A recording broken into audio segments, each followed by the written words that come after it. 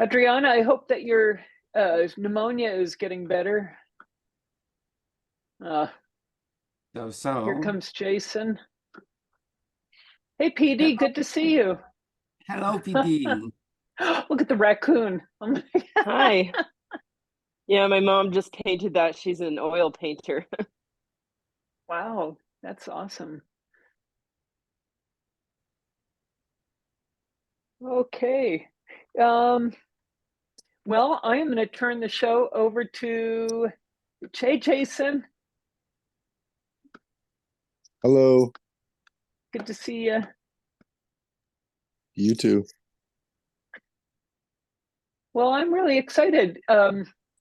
Jennifer, you're in charge. If you want to wait a couple more minutes and do chit chat and see where everybody is and what the weather's like, and I'll keep admitting people if people pop on, but I'm going to mute myself and I'm going to make you the host, if that's okay. So okay. you And then you you'll will be in. come back and tell me when to start. You can start whenever you want.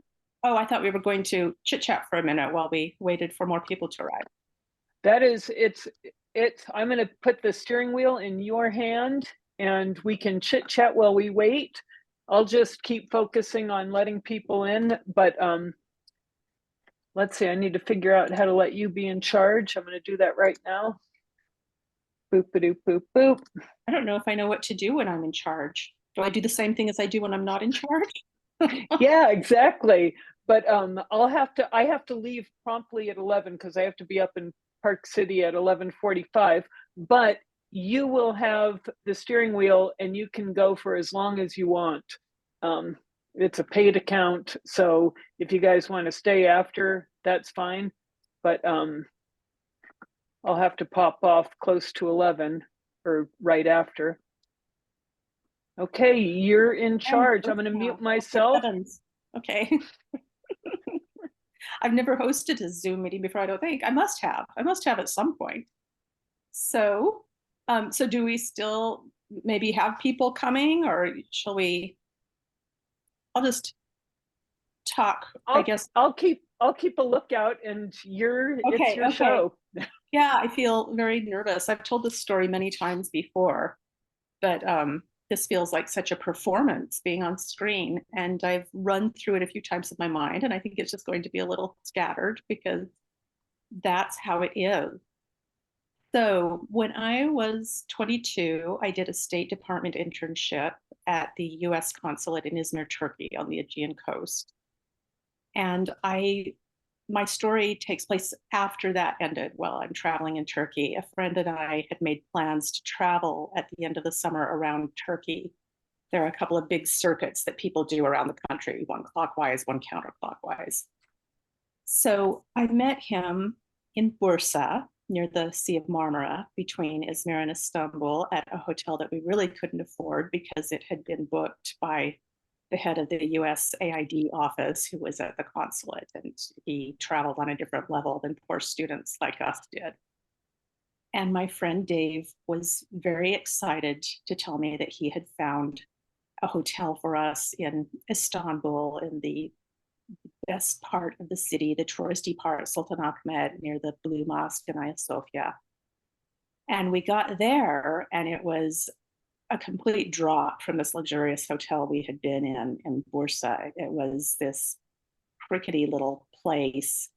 We got up to our room, and the bed was like this huge pile of noisome rags. And I was really appalled and said, wow, this is not really such a great place. And he said, oh, what's wrong? Are you a wimp? You can't stay in a place like this. And I said, well, of course I can, if I have to, but we don't have to. We can do something better than this.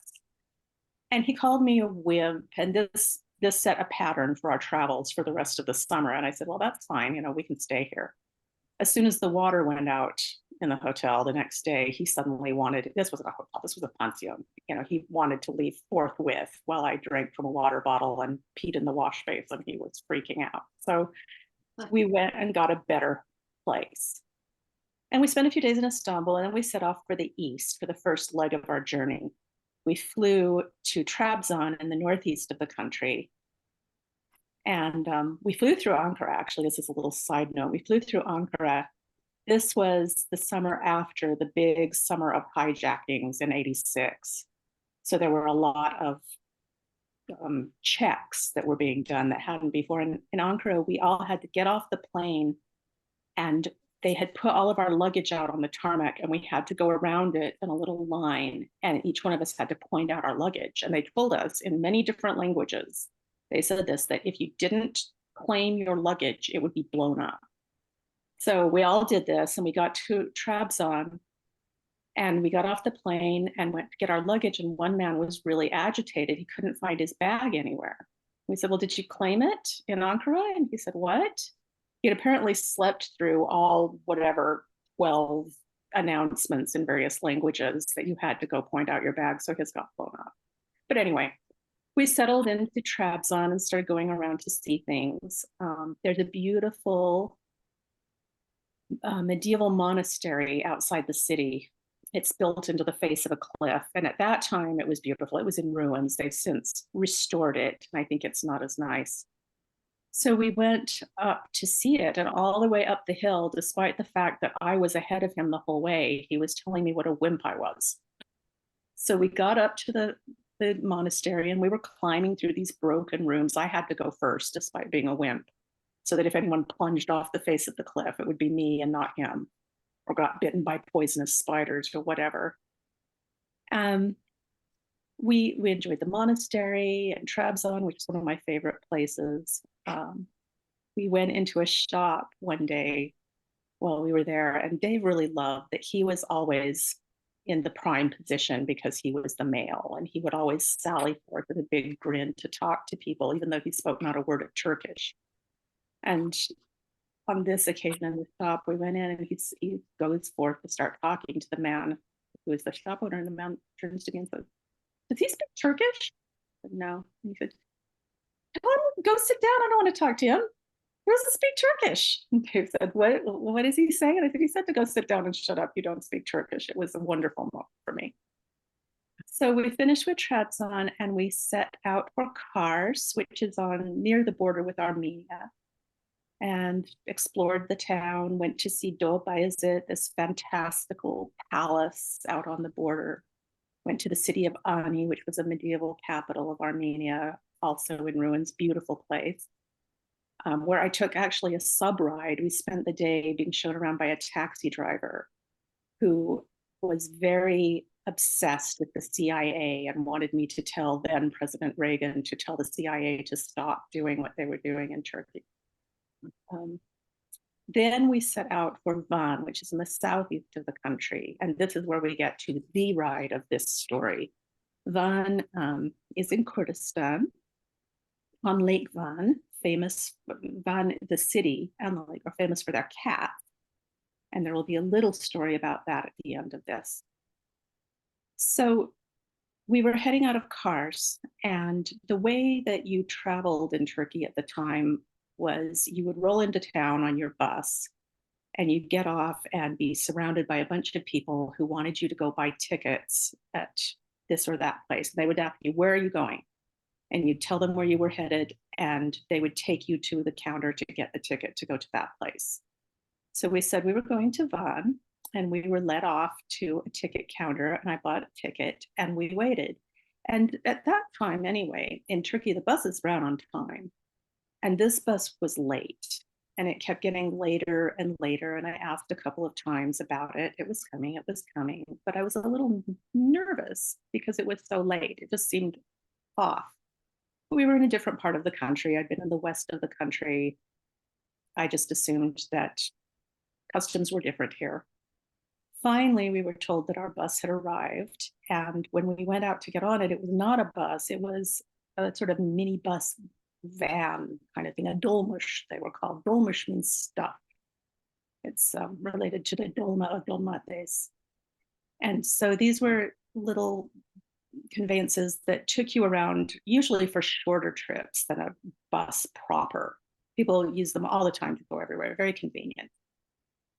But I hadn't thought that we would be traveling from Kars to Van in one. It's a considerable distance. And then we found out it was a postal dolmuş. So it was going to be stopping in every village and hamlet in Eastern Turkey. And I found that when we got on the bus, there was one elderly man sitting on the back seat, and we sat right in front of him. And I greeted him and started chatting with him, and told him we were Americans, we were going to Van. And he said, Van, this is a postal dolmuş.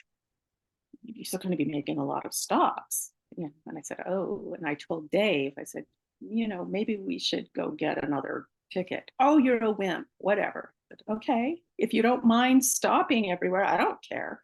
I knew by this point that there was indeed a wimp in this relationship, and it was not me. So I thought, that's fine, that's fine. And the man said, you should get on another bus. And I said, okay, why is this not safe? And he said, no, it's safe, but you'll be more comfortable. Daha rahatlı if you get on another bus, on a proper bus. Well, Dave was insistent, and so I said, no, that's fine, we'll stay. The bus, the dolmuş, filled up with other travelers, all men, all smoking. I had gotten in by the window and kept my nose right to it. And we set off on our very long, studded with many stops trip through the increasingly lunar landscape of Eastern Turkey, which was deforested many centuries ago and really is just a very barren place. It became more and more so as we went through and dispensed all of our travelers to their various destinations. Although the thing had no shocks, no shock absorbers, so it was a very bumpy ride. And Dave kept worrying about his luggage. He had brought an insane amount of luggage on this trip through Eastern Turkey, where we were going to be getting on and off buses all the time, including things like a blow dryer that nobody in 1987 in Eastern Turkey was using or was going to notice if you used. So he was fretting about his luggage and afraid that it was going to be taken off at the different stops. And I assured him that nobody wanted his luggage. Finally, we had gotten rid of everybody except for the old man behind us and the two of us and the driver. And we were driving along, not too bumpy. We were on a major road now, no more stops, no more towns or hamlets. And in the midst of all this, we came to, I suppose, maybe it was a crossways, I don't remember, but there was a man there. He was probably in his 30s, I would say. I don't really remember after all these years. He got on and looked back at us, greeted the driver, and started talking about us, as people always did. We were the foreigners. Oh, we were Americans. We were going to Van, the driver told him. And he started talking about me. And he thought I was attractive, güzel, beautiful, sarı saçlı, yellow-haired. And he kept on talking about me. And it's been so many years, I don't really remember details of the conversation, but it was clear that he was interested in me in a way that was maybe not good. Dave understood without me having to tell him. And I became concerned. We were alone in the middle of nowhere in this little dolmuş, and this guy kept talking about me. And I looked back once at the man behind me, and he was looking at that man, and he looked at me, looked back at that man, and he was obviously very concerned as well. After a while, we came to his stop, the old man's stop. He got off and he turned back to us and looked at me and opened his mouth, but then didn't say anything. He looked back at the other man and at me, and he looked at me like he thought that he was the last person who was going to see me alive. And I really can't describe that moment. He turned away and we took off, and my situation was now worse because Turkey was at that time, still, I don't know about now, a culture in which the elderly, and particularly elderly men, were accorded a lot of respect, reverence even, And while he was there, I was comparatively safe. It was less likely that somebody was going to do something in front of this man. But without him there, the bets were kind of off. And I don't remember, I think it had probably started before, but the driver and I kept looking at each other through the rearview mirror. And I was thinking as I was looking at him, please don't tell him I speak Turkish. I just had this feeling like if he knew that I knew what he was saying, that was going to set something off. And the driver kept looking at me, and it seemed to me that he was saying, don't tell him you speak Turkish. Don't let him know you understand what's going on here. So we kept driving. The driver and I kept looking at each other through the mirror. The guy kept talking to the driver, and I don't remember if he had already been saying it before or if he started after the older man got off, but he started telling him to pull over. Come on, pull over, pull over. And the driver just kept laughing it off like it was a joke. And he kept laughing too, but he kept saying, come on, pull over, pull over. And Dave and I were just completely silent. And this trip, seemed to go on forever. It's a long way from Kars to Van, and we had been traveling for a long time, but we had made so many stops, had no sense of where we were or how close. There weren't really any signs out in this wasteland. I was in that state in which, your brain starts making memory in a different way, and time is different, and you don't really have a sense of how time is moving. It was just this long, suspended moment of driving through this waste of a landscape with no one around. There were no more stops, no one else getting on, no signs of any habitation of any kind. And my life was dependent on this driver continuing to drive. And so at some point, I saw a sign that said how far it was to Van. I don't remember how far it was, but it was a ways still, and pointing out the direction. And right after that, the driver suddenly turned off the road, which meant we were turning away from the direction to Van. And we plunged onto this other side road. And he was driving very fast. And when he turned, I just thought, okay, now it starts. I just thought this was the beginning of the end. We didn't drive for very long. I don't know, I would guess maybe 15 minutes or so, when we suddenly came into some little town or village, and all but skidded to a stop in a bus station. And the driver said, okay, here's your stop. And I said, I was so startled that I stupidly said, instead of leaping at this opportunity to get off away from this psychopath, he said, but we're going to Van. And he's like, yes, your bus to Van is here. And I realized what he was doing, and we jumped off and got Dave's voluminous luggage. And he said, wait here. And he went and came back, and he said, okay, there's your bus. Here are your tickets. I've talked to the driver of the bus and paid him for your trip to Van out of what you paid. So don't let him charge you if he tries to charge you anymore. But that bus is going to take you to Van. And it was a regular bus full of people. And I took both of his hands in mine and looked into his eyes and said, thank you. And he held my hands and said, you're welcome. And we both knew that he had saved my life and Dave's life as well. And we got on the bus and we went to Van. Dave said, I was looking at him, and I think I could have taken him. And I said, Dave, he went through Turkish military training. You would have been raped and dead beside me. So we got to Van, and we saw the sights of the town and decompressed from our experience on the ride. And then we went on another ride on a ferry across Lake Van. There's an island in the lake that has a mosque on it, I believe. Oh, it could have been a church from before Muslim times. I don't remember now. And there was this sweet group of teenage kids on the ferry as well. And I was chatting with them as we went across, and they were talking about the famous Van cats. Did I know about the cats of Van? And I said, yes, I did. I'd always wanted one. They're orange and white, long-haired cats, sometimes all white, usually orange and white, and they like water. They love to swim.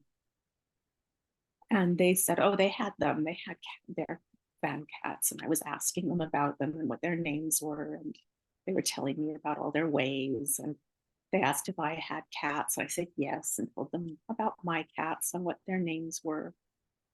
And then they said, does Dave like cats? And Dave, of course, had been a great favorite with them from the minute we got on. I was kind of second class. I said, Dave likes dogs. At that time in Turkey, dogs were working animals. You didn't keep dogs as pets. Like if you were a yuppified upper class or elite person living in Istanbul, maybe you had a little dog that you walked around in the park, but otherwise dogs were for herding sheep and doing other useful things. You didn't have a dog as a pet, you had cats. And when I said that Dave liked dogs, it was like a shift in barometric pressure. His status just dropped. And he said something but didn't know what it was. He just kept his goofy grin on his face and said, what are they saying? And I said, well, they just found out that you like dogs and they don't think you're so great anymore. And that was our ride. I had many frightening rides in Turkey. That was one of the two most frightening. So I went to Turkey 2 summers in a row. I did that State Department internship. The next summer, I studied Turkish at Bothras University in Istanbul. And then years later during grad school, I went back for a summer to see if I could revive my Turkish. By that time, everybody spoke Turkish and English, wanted to speak English with me. So, but every time I went to Turkey, something happened and I almost died. I started thinking, why do you come to this country where these awful things happen to you? Like, why couldn't you have gone into, I don't know, Scandinavian studies or something? You're also allergic to the sun. This makes no sense at all. Anyway, it's kind of a short story, but that was the ride.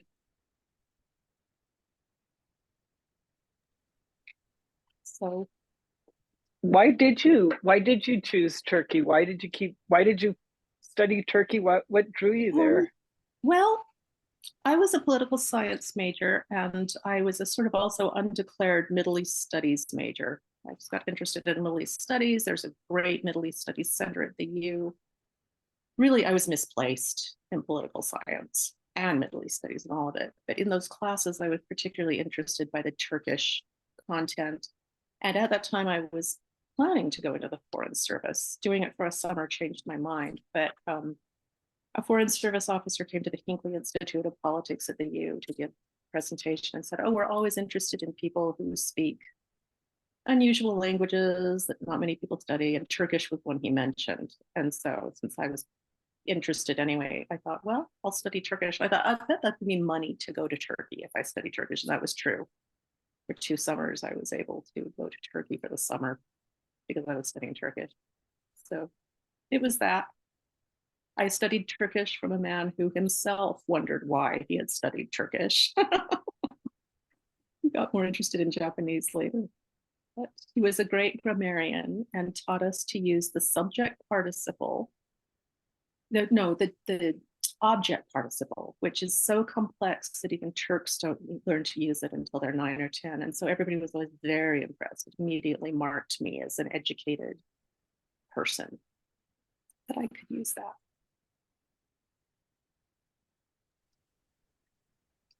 When was last time you were there? 96. Was it after that? Okay, so about 10 years later. When I was in grad school. And what were the Van cats like? We played when the girls, Gretel and Wesley, were little. We had Catopoly, the board game. Mhm. And the Turkish van was always, you know, one of the highly prized cats. I So bet. did you actually meet the I did Turkish not van? see a single van cat while I was there. They were being kept under wraps, apparently. I looked, I saw cats. They were not wild cats. No, I never saw one. I never saw an Angora, the other famous Turkish cat. You know, when I was in Ankara, never saw an Angora. I did see a particular kind of sheep herding dog. I don't remember the name of it, that was prized among dog people in the West. I didn't see Probably any. the Kangal. Kangal dog, like a big dog. It was Kangal. very big. Yeah, it's the Kangal. Kangal Maybe. is it's a highly favored dog in Turkey, and it's a huge dog, and the male dog is really, really big. And they actually belong to the Mastiff family, actually. They look like it. Yeah. So you can find them even all the way up in Tibet and in Ladakh. You can also find these kind of dogs. They look a little different, but it's the same kind of like family, like Mastiff, Kangal. Yeah. So they would have gone with the Turks across Asia. And the Turkey and the with van- Turks, probably. right, and the van cats are highly protected in Turkey. Yes, You're not allowed yes, to they keep are. them. You're actually not allowed to keep them. So Wow. they're supposed to be actually in the wild, but a lot of people don't keep to those rules. I've seen van cats even like not at all. Like I've been to van, I've seen one there, but I've seen a few van cats actually down in close to Dacha. If you know where Dacha is, like all the way down southwest. Yeah.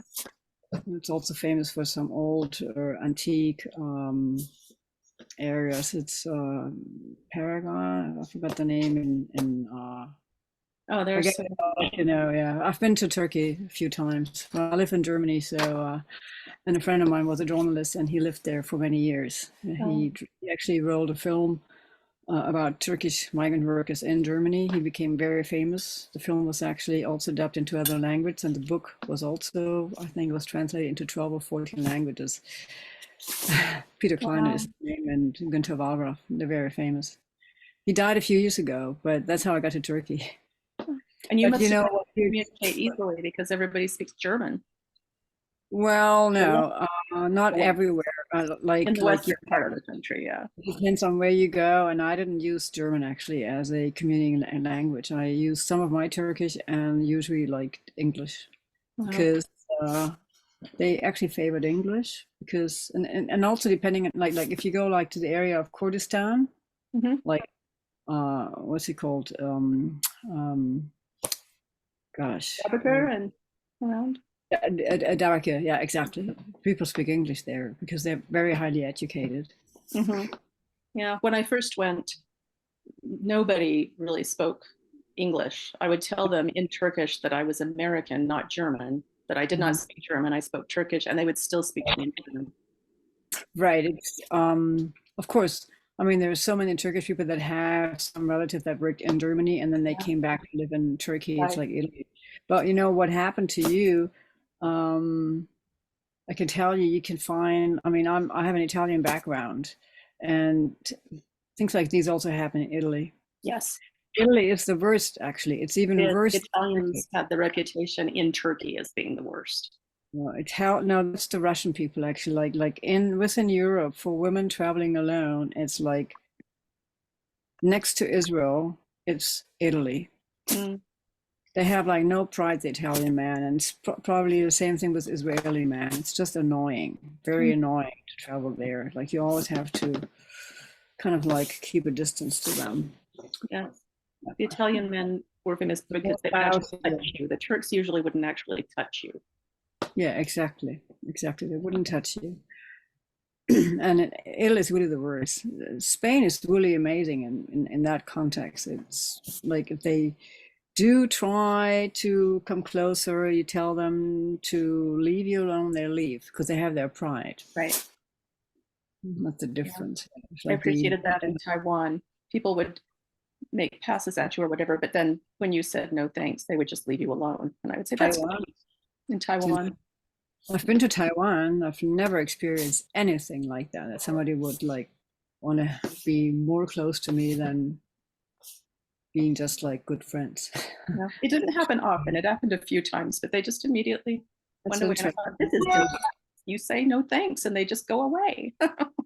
Taiwan is very well, then maybe these people were like mainland Chinese people and not really Taiwanese, because the Taiwanese have a very close connection to Japan. Mhm. And Japanese man wouldn't try to come on to you, so that's really something. Yeah, so that was a hell of a butt ride, right, for you? It was.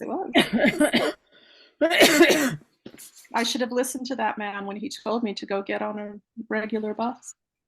But I asked him specifically, is it not safe? And he said, no, it's safe. I thought, well, okay, discomfort I can handle. I think usually it would be safe, and you just had like this. Oh, yes, it would be. Turkey in general was, I traveled all over Turkey, Yeah, alone and with others, and yeah, generally had a lovely time. The Turks are really lovely people. They're so hospitable and friendly and helpful. Yeah. I have a question about your trip. When you first started, was it just you and the other guy? And I didn't catch, what was the relationship with you and that other guy? Dave? Was he your boyfriend or? No, he was my friend. We had dated briefly, but we were just friends. Were there more people in your group, or was it just No, you it was two? the two of us. Just the two. I'm trying to think. Well, when I traveled alone, I guess, well, once I traveled with a tour group just to get, it was a good fare to get from Istanbul down to Seljuk near Izmir. And so I just went with them for that distance. Other times I ended up once on a bus full of college students who had been traveling for 10 weeks together through Europe and hated each other and were so envious of me that I was traveling alone. I just hitched a ride with them from one of the 3 ruined cities around Izmir into Izmir. I once ended up, I met a couple of women in Ayvalık, also on the Aegean coast, and they invited me to travel with them, and I said I would follow in a day or so. And they had told me that this bus didn't go to the place they were going, in Tepe, this tiny little town. So the bus doesn't actually go there. It drops you about 10 kilometers outside and you have to get Bilmush. So make sure you get the ticket for both. But when I asked, I was told, oh no, the bus goes right in. And so I got the ticket and I was put out on the road at about 10 o'clock, 10:30 at night in the middle of the countryside. And I asked, is the bus coming? And they said, oh yeah, the bus is coming really soon. And I thought, well, that will be about the time that the first thin crust of ice appears on the surface of hell. So I started walking. I walked through this beautiful countryside with a full moon and walked and walked and walked and walked and walked and walked and walked and walked and walked. And then came to this house that was just like sitting out in the middle of nowhere. And a man and a woman were coming out, getting into some big kind of, it was like a prototype of an SUV. This was the last time I was in Turkey in '96. And I said, I asked where Intepe was, if I was heading toward Intepe. They said, oh yes, it's about 10 kilometers. And they started getting in the vehicle. And I thought they had invited me. And I started to get in. They said, no, you can't come with us. Said, oh. So I walked and walked and walked and walked and walked and walked. And I walked uphill and I walked into a forest and I walked and walked and walked and walked. And then I came into this clearing. This was really surreal. I came into this little clearing in the forest where there was a locanta, a cafe, with a TV mounted above the doorway outside. It was on, and there was a group of about 30 men sitting on chairs watching this television in the middle of the forest. And by now, it's probably getting on for midnight, around 11:30, and I walk out of the woods. And here I am with these 30 men in the middle of the forest, in the middle of the night. And I say, well, is this Intepe? And they say, no, Intepe is another 5 kilometers. And I was, oh God. And I was really glad that I always dress very modestly. I mean, I am allergic to the sun. And I looked for the oldest man in the group and made my most elaborate honorific greetings to him and, asked if they had seen these women traveling, two English women and a Chinese one, and no one had seen them. And Entebbe was 5 kilometers further, and these young guys had a Jeep, and they said, well, we're going into Entebbe, we can take her. And so they talked to him, and he said, go with them. And I said, I'm afraid. And he said, don't be afraid. I have told them to take you to Entebbe. They will take you to Entebbe. So I had the choice of going with them with his blessing or rejecting it and walking into the woods alone. So of course I got into the Jeep, and we started on this very winding road through the woods. It took forever. And it was so long that I began to think that we weren't really going to Entebbe at all. I just got really sick with fear. And then suddenly we were there. And they took me to a few places to ask around. And then one said, it's a sort of Turkish universal for, you know, you want to go party. You want to go, it's like, bak, Jennifer, bak means look. And it always made me want to say, okay, bak, bak, bak, bak. But anyway, they said, look, Jennifer, let's go drink raka. And I jumped out of the Jeep and said, no, no, no, no, thank you, thank you, thank you. And then they felt really bad. And they were saying, no, no, no, come, we'll help you find your friends. But I didn't. And instead I got found by these 2 Turkish couples who were renting a little summer house there. And they took me home and fed me tea and preserves and put me to bed on this little cot in the kitchen. And the next day took them with me on this little tour around Entebbe. And then I went back to Istanbul. I never did find the people I was looking for, but I had a lovely time. But yeah, that was, usually I traveled with at least one other person, but I did sometimes travel alone. Had a lot of good experiences and some frightening ones.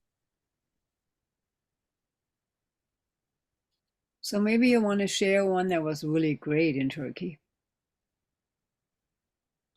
Oh, well, I mean, that was great. That going around, being shown around by those people and the man who owned the summer house, they were really lovely.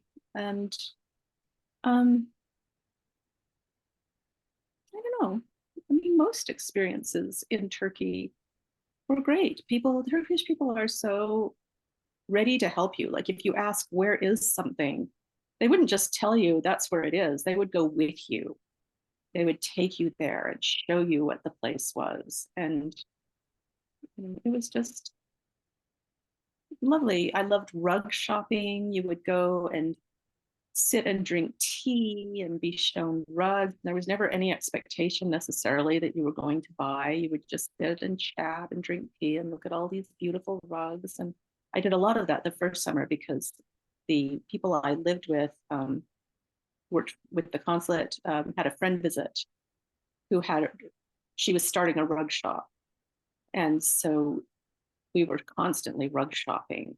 And it was just wonderful. You could spend whole afternoons just drinking tea and talking and looking at beautiful rugs. And then because they bought so many rugs, the man that they mainly bought them from took us on a little boat trip out to a little cove to swim in the Aegean. And that was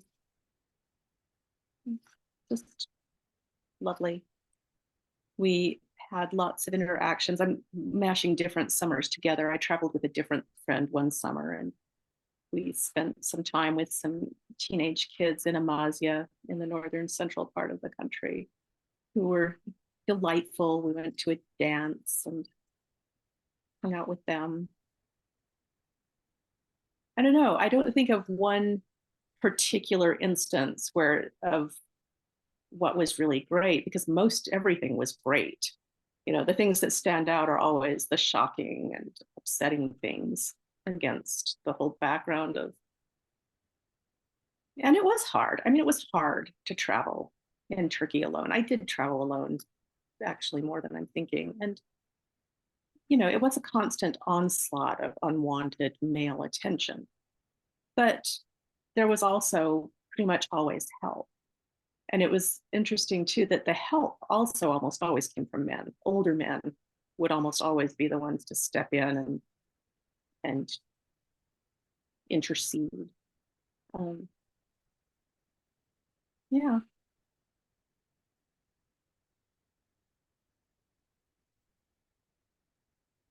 But it truly, there isn't one particular fabulous moment that stands out right now as, oh, well, this was a really particularly good experience. They were mostly good experiences. You know, that ferry ride with those kids talking about van cats was wonderful. I had an apparition in Kars. I've always thought it was in Bonn, but I think it was in Kars. I was sitting on the curb eating honey, and they have these huge wheels of bread. And I had been attending to my bread and honey, and I looked up, and there was this young woman, maybe 16 or 17, standing a few feet in front of me, and she was wearing this dress that I since have read is a typical Kurdish dress of many different colors, silks. It was just fantastical. She looked like a princess out of a fairy tale. And she was just standing there staring at me, just gawking. And we both just sat and stared at each other for a minute. And then a man came along and started berating her for being there and hauled her off. But it was magical. What were some of your good experiences in Turkey?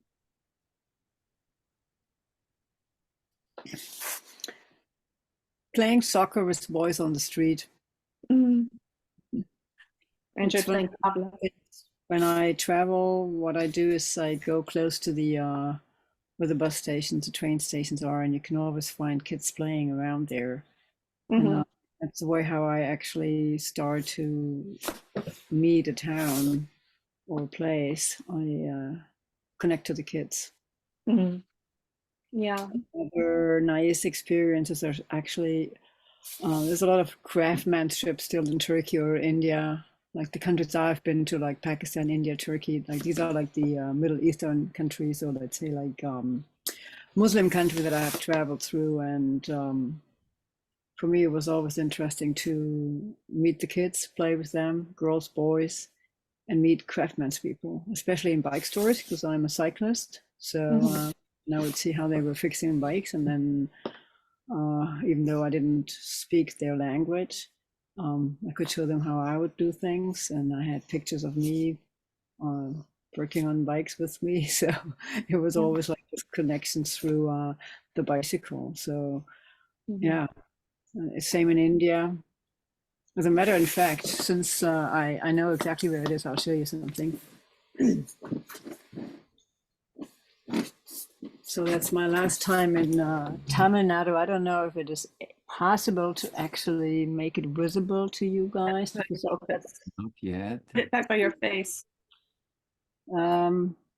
Maybe I have to, let's see, there's a Put it trick. back by your face so it'll be in focus. Yeah. No, put it back Yes. further from the camera. I No. think it has to be closer because, let's see, what can I do? I think I can change something on this Zoom, what is it called, on the settings, right? Well, let's see, Einstellungen here. Let's see, background, where is it? Steuerelemente. Yeah. Here, yeah, here we go. So here we go. So what you see is a guy actually tuning a wheel. And it's a calendar. So now this is a few years ago, so I don't have a new calendar block like to attach it. So you can, like, for each day you have like a day that you can rip it off. So I was given this, and this is actually like the cycle maker, cycle repair union. And it's their calendar from Tamil Nadu in southern India. That's great. So these are like the what you call it, the souvenirs that I bring back from countries like India or Turkey. So from Turkey, I have a few things here. I do have actually even a rug, like a carpet, but like thinner than a carpet, which was given to me. A kilim? Present, yeah, like a kilim, yeah, similar to a kilim, yeah. Or a jijim? Jijin, more jijin, yeah. The red one. Yeah.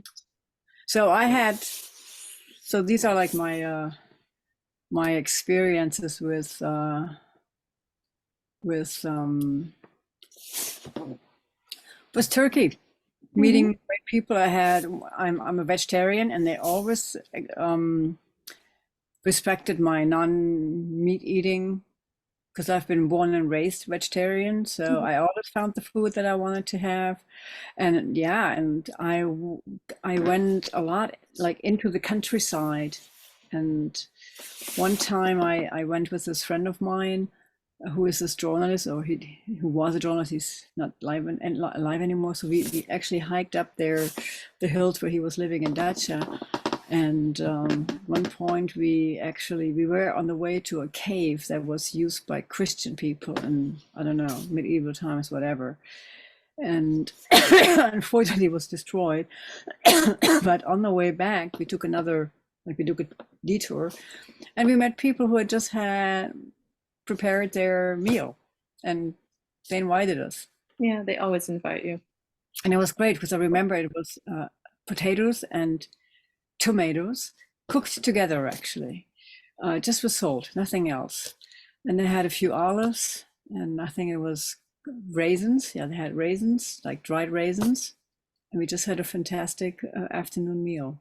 Yeah. And very good ekmek, very good ekmek. Like the bread was really good. They Oh, had the bread, Turkish bread is freshly made, yeah. very wonderful. Yeah. Yeah. So, and we had yufka, a lot of yufka. Yeah. So yeah, I mean, I had no bad experiences in Turkey, except actually with the journalist friend of mine. Like we had an argument, so we didn't talk for a few days, and I was there for 2 months. So, and I had another 3 weeks to go, so that kind of like cut into our friendship. But we got fine again. Like it solved, but it took a while. Yes, but no, never with the people. Maybe, I don't know. I've never had any bad experiences with man there. And in India, I've experienced once kids throwing rocks at me. So I threw a rock back, and I hit one, and he was crying. I said, well, that's what's happened. When you hit me, I'll hit you back. Italy, I had experience, but I speak fluently Italian. So I slapped a guy, and he was quiet. But Italy is not my favorite country to travel to, especially not if I want to go swimming. If I want to go swim, I go to Belgium and Holland. There you can go swim naked and nobody bothers, like France, like at Atlantic coast, you're safe. Even Spain and Portugal, you have safe areas, but Italy doesn't like even topless women. They don't like that, and it's just this coming on to, and no. So even though I'm Italian, it's not my country of travel. And I've seen enough of it with my parents anyway, so there's no need to go there.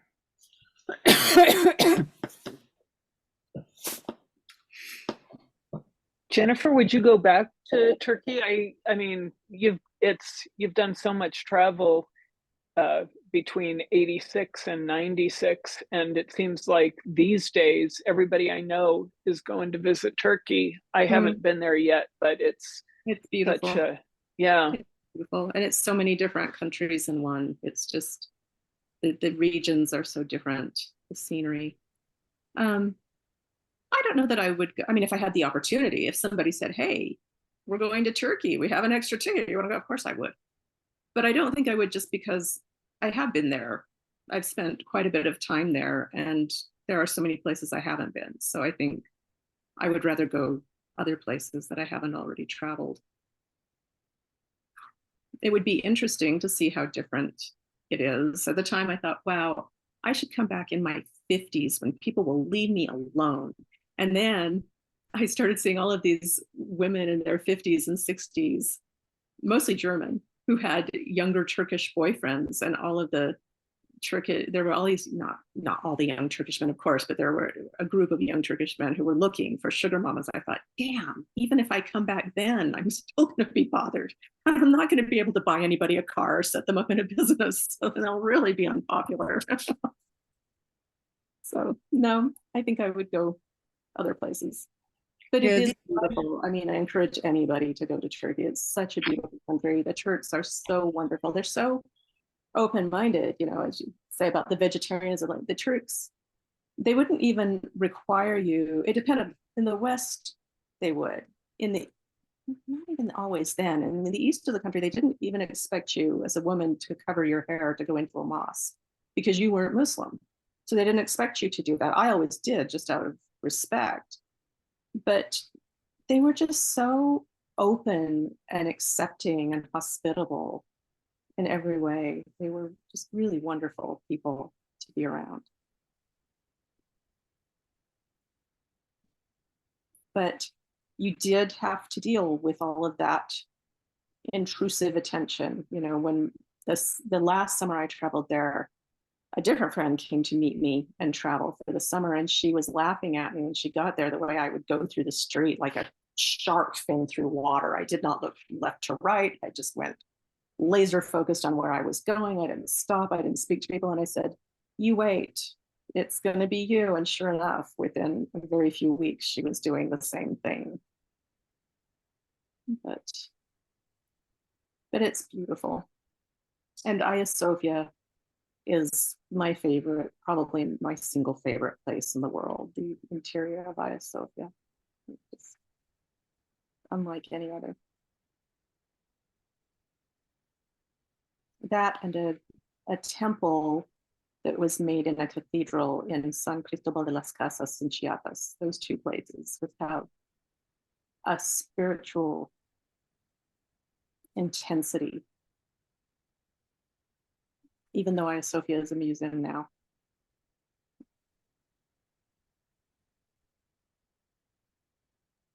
So Jennifer, I just have to chime in because being a single woman most of my life and traveling alone most of the time, I'm just really glad you weren't hurt. And I don't blame you for getting emotional about that because I've also had some experiences where I would be in a country where I didn't speak the language and I would be like in a car, like taking a car for a distance, and you know, I knew there would be no way for me to defend myself. So yeah, I just want to say that I'm glad you're okay. thank you. I'm glad you are too. It's scary out there sometimes.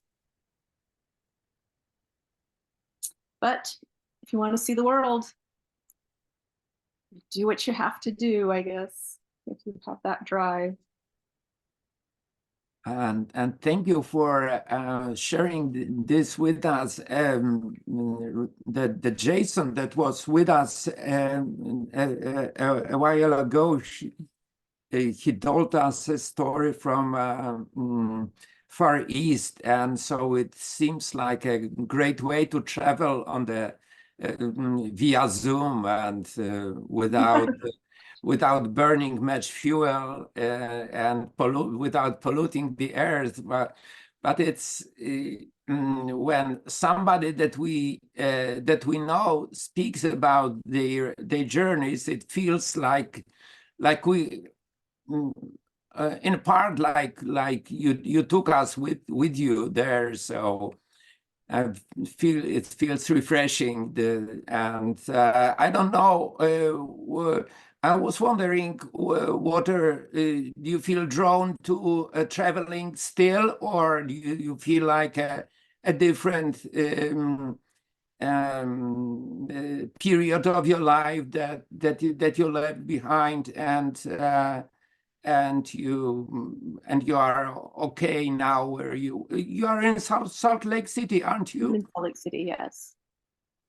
I would love to be traveling still, and I mourn the loss of my traveling years. I'm just in a different place now. I'm my mother's caretaker. She's frail and elderly, and I can't leave her for long. And financially, I have burdens I didn't have then. I can't just save up a pile and take off and go. And so I would love to do it, but for now I'm grounded and I live through the travels of others.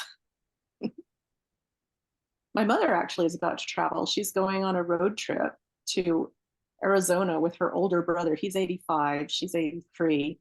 They're driving to visit their youngest sibling in Phoenix. They leave tomorrow.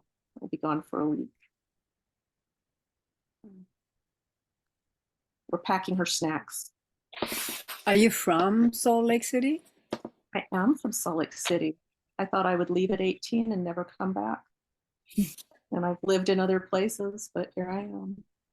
So you studied also in Salt Lake. I did. I have been extremely homebound. I got my BA and my MFA at the University of Utah MFA in which field? in creative writing, Oh, poetry. nice. So different fields, same school. Have you thought of writing your, I mean, that story that you just told, how you told it was, I mean, I don't know if anyone else was crying, but I mean, I, you told it so beautifully.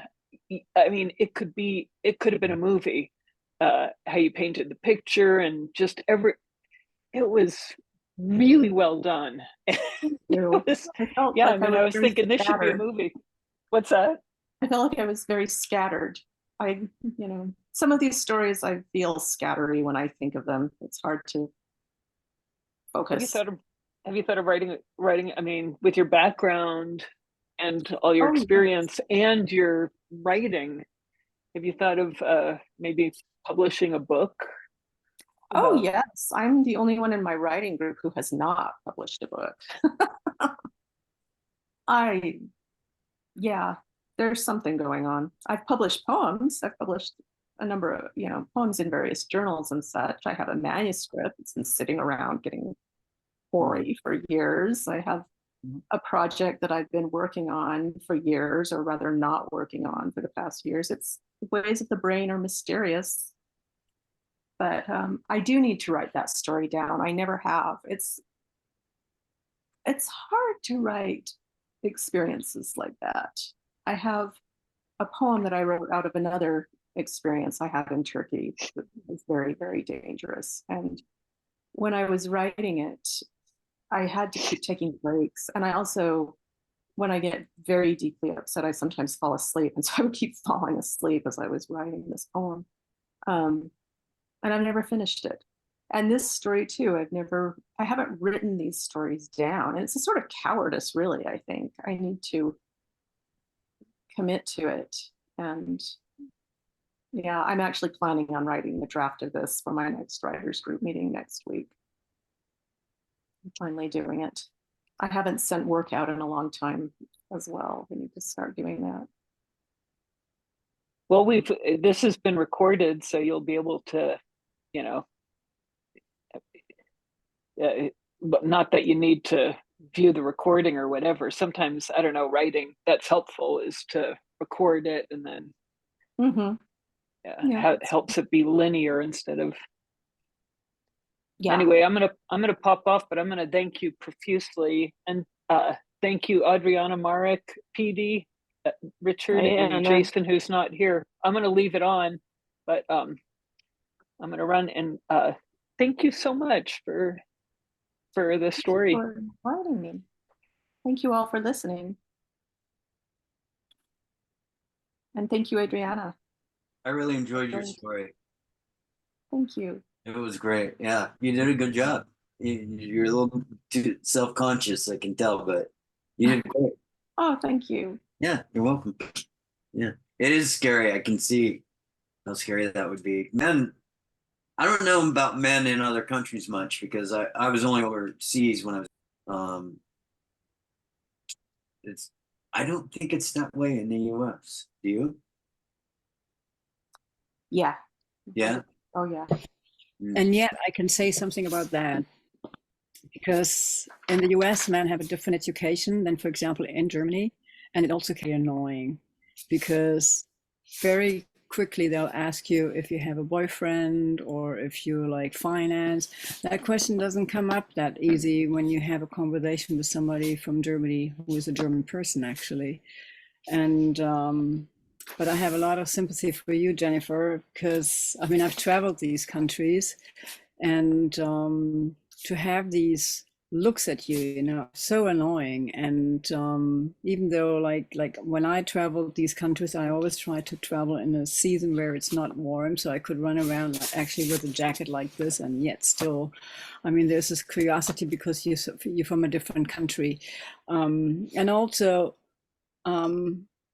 the lower the education, usually the more annoying it can be, especially in Italy. Like if they have no education, and I'm talking about school education, for example, the worse it can get. You know, it can be really, really, really annoying. So that varies as well by culture. When I traveled in southern Mexico and Guatemala, it was the native people. I never had problems. None of Me too. the Never any indigenous problems with the never, natives. never. Yeah, never. They were always respectful and kind. It was only with the Spanish descended and the European descended, and that I had those problems. Yeah. Big cultural difference. It's, you know, it's different. You know, the question of whether it's that way in this country. I mean, yes and no, you don't get the level of ogling and interference when you're walking on the street that you do in Turkey. Certainly you don't. But things like that ride, absolutely. You know, there are so many scary people wherever you go, sprinkled in among the rest. In '86, Turkey wasn't yet a travel country. Nowadays, no. And that was one of the really great things about it. Exactly. 87, you know, you really were traveling. You were not a tourist, you were traveling. You were traveling and you were visiting. That's the difference. So you really met a different kind of Turkey, actually. Yeah. I knew it at the time. I could see that Turkey that was going. When we were in Trabzon that summer, we were on a bus and we passed a couple with their cow. There were these pretty little cows at Trabzon, really small, pretty brown cows. And she was all dressed up for something, and they were wearing their traditional dress, and she was all dressed up with tassels, and it was just beautiful. And I looked at it and thought, this is going to be gone when I come back. This will be gone if I come back in like 10 years. Actually, like northern Turkey is way more traditional, as you may know, than the southern parts of Turkey, and you can still find that actually there. So that's good. All that I didn't see it the last time I went there, but it's good. I know people that traveled by bicycle all the ways through Turkey and then to Iran and Pakistan. A friend of mine, a very young friend of mine, he actually is traveling around the world. Right now he's down in Patagonia, but he's traveling around the world. And he's some Australian friends that did that. And talking about like weird experiences with man, I had that rather in northern India than in southern India. That too. Yeah, it's the Muslim areas. And in Pakistan, I was safe because I was traveling actually with another guy from Pakistan. So I was very safe there, and nobody was like bothering me there. Oh, it's wonderful when you get a male travel companion. You know, when Dave arrived on the scene, suddenly I was going into the Tavlahanes, I was going down the streets I wouldn't have gone down before. I'm like, let's go look at that. Let's go look at that. Yeah, there were a lot of people don't remember that Turkey, Iran, and Afghanistan were very modern countries in the 70s. I mean, if you weren't like in a small town, but like the bigger cities, women used to run around with miniskirts. They were very westernized. Yes. That was what the backlash was. Yeah, it was way too much westernizing, especially with this American influences. Yeah. It's a form of colonializing, like to make everything American. I mean, look at China. I've been to China when it was still communist, and it was unfortunately already had gone through the Cultural Revolution, so everybody was running around in green or in blue, right? But now everybody's running around in weather jackets and jeans. So what's the difference, you know? And there's a lot of poverty, there's a lot of street crime actually in China. Not necessarily like in the US, but like pickpocketing, stealing. No. So the country isn't as safe as some people think. Maybe Shanghai and Beijing, but if you go into the smaller towns, the world is different again. A lot of poverty there. Strive to get something. Place in India, like in Ladakh, I really loved Ladakh. It's Maithurshi there, and I just had a great time there. I mean, it was really, really a wonderful time there. I've experienced wonderful things in Ladakh, like laying down on a bus, on the top of the bus and driving there at night and seeing the stars, with the noise of the bus. I mean, I've had quite some experiences there, and for me, Ladakh, it's like a good remembrance. And I stayed there for 4 weeks. I was traveling from all through Ladakh, and I made one short trip to Srinagar to meet a person there who is from Srinagar, which is in Kashmir. And I met that person years before when I was traveling through Pakistan, because that person is actually somebody from the Kashmir region, and then moved from Gilgit to Srinagar. Yeah, I mean, I love the mountains, so it's an amazing area, and that's what I like about the Van area. It's like Van, it's a mountainous area, and it's Armenian mountains actually, and all the different cultures around it actually. I mean, each side has a different culture. Yes. Yeah, Turkish is not the only language that's being spoken in Turkey. No. There's Laz for one, Kurdish, of course. Yes. Armenian, yeah. Yeah. Even some that still speak Greek, not too many. Yeah, I met some. Mhm. Yeah, so many civilizations there. Yeah. And a lot of Byzantine heritage, no? And that's what's so interesting about this kind of. Yeah, and Fridays. I've never been to Istanbul. I've been to quite a few cities, but never to Istanbul. Oh, Istanbul is wonderful. Wonderful. I love that city. So did you travel in the west of the country or just in the east? So much I was in Izmir, and then in Dacia. I'm sorry, Dacia. And then in Damlan. And from there, actually, I took a plane to Antakya when it was still there. I mean, Antakya got heavily destroyed, Right. To Antakya, Van, and Diyarbakir. And then I never went to Diyarbakir. I always wanted to go there. Cappadocia was wonderful. Yes, it's beautiful. Cappadocia is, they have these rock formations made of tufa, basically, so the wind hollows them out. And the early Christians in Turkey lived in those, they hollowed out rooms in them. I'm saying that's not for you, Adriana, but for others if they don't know, and lived there and in the cliffs, and they made underground cities that go down stories and stories underground. And it's really a wonderful place.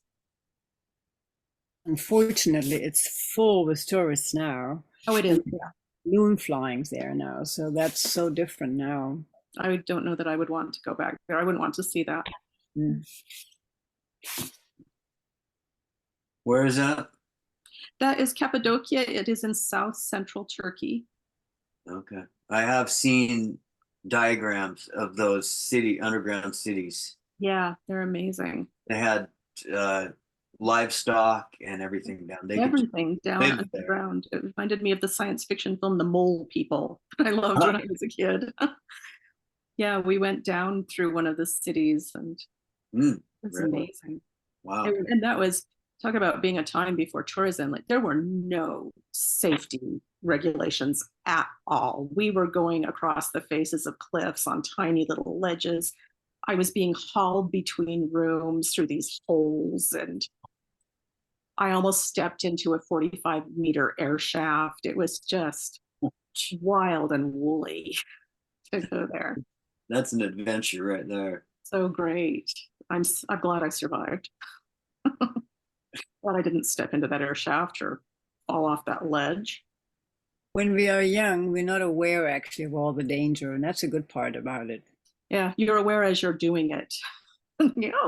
This is dangerous. Fall. Yeah. But not before. You just think, oh yeah, let's do it. Yeah, yeah. And that's how you have your adventures. Yeah. So are you done with adventuring, or I hope not. Yeah, same. I hope not. I got sick years ago, and that changed my life. And so I've been much more homebound since then. Yeah. And You know, that's how I became a cat sitter.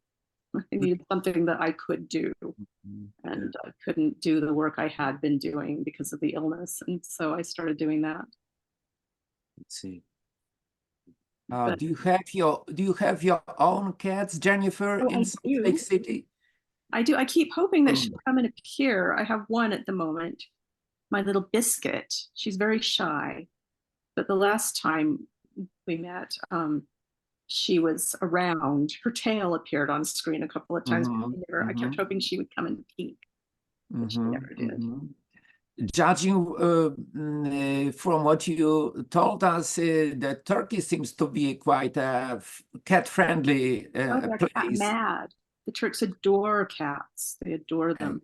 Every now and then I came across at YouTube videos from Turkey, from Istanbul in particular, and I remember in particular two YouTubers, and one has in his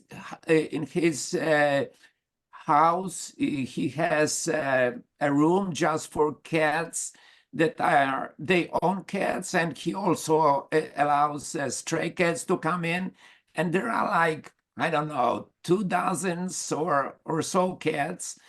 And another YouTuber goes to the public space, like a public park, to feed cats, and there are literally dozens of cats that he feeds. So it must be a little bit like in Japan, that you can Other cat also loving culture. sometimes that in the place that.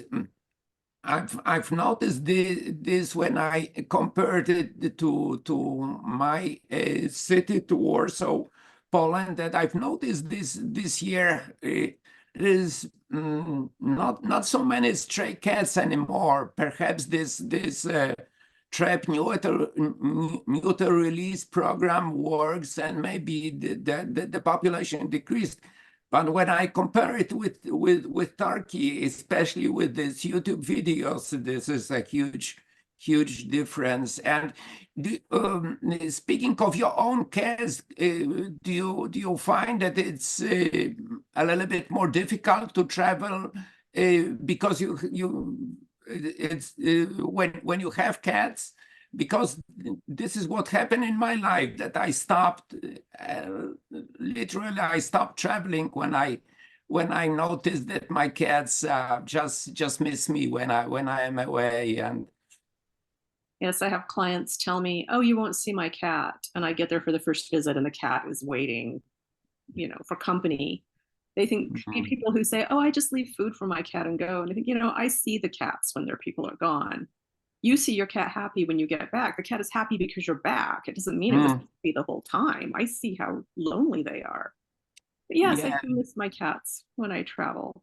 Yeah, I remember I noticed just the night before I was packing when I was packing my suitcase or my backpack or what, you know, my luggage, I saw they were getting sad, and I also the people who took care of them told me exactly what you are telling me, what you are telling me now. And but this, by the way, this seems to be like a bridge to the next Sunday, because we have a cat event scheduled. So allow me to take this opportunity to invite you, if you have a time, and also to since I can see a PD on the screen, and allow me to say that we have already scheduled this for next Sunday, this cat event, and I know that PD offered to share some stories. I also have stories chosen. There is also some danger and cats in it, and hopefully there will be a bridge between this story and what Oscar told us.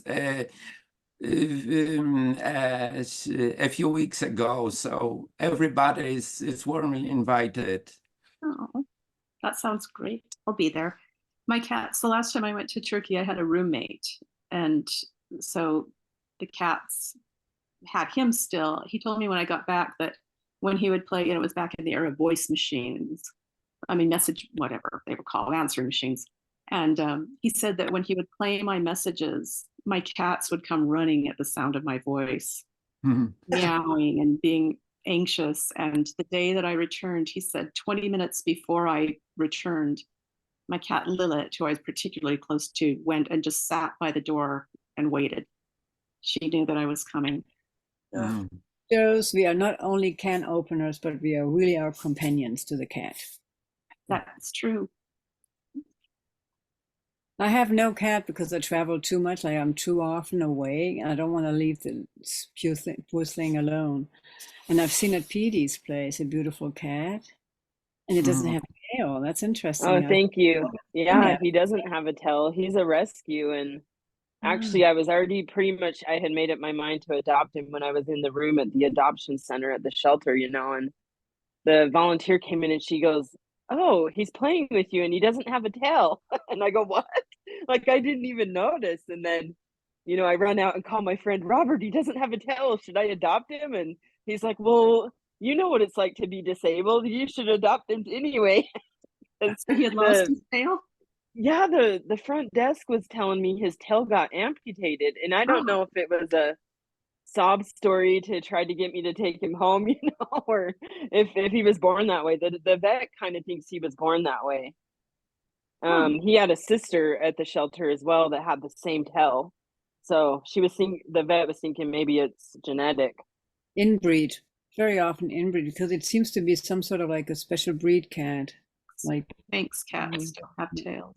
yeah, They have very high haunches, very rabbity. Yeah, he doesn't really have that, so I don't know. Maybe he did get it amputated.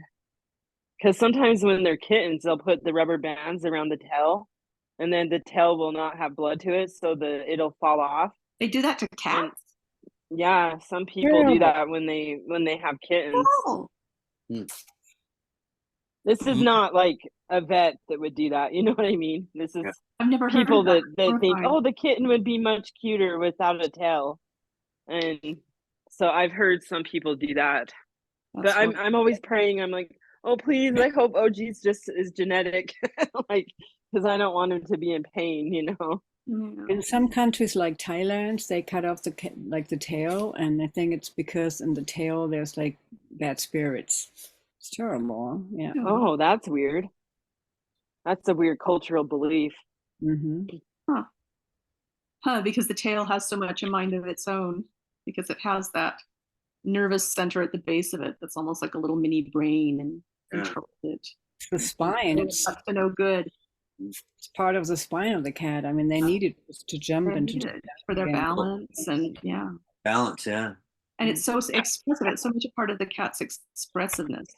Yeah. OG's so cute. When I go, OG, are there birdies outside? You know, I'll say, hey, do you see the birdies? His little stub goes like this. So he still has the expressions, but they're just not as prominent. They're not as obvious. Wow. I wonder, Jennifer, what your cat looks like.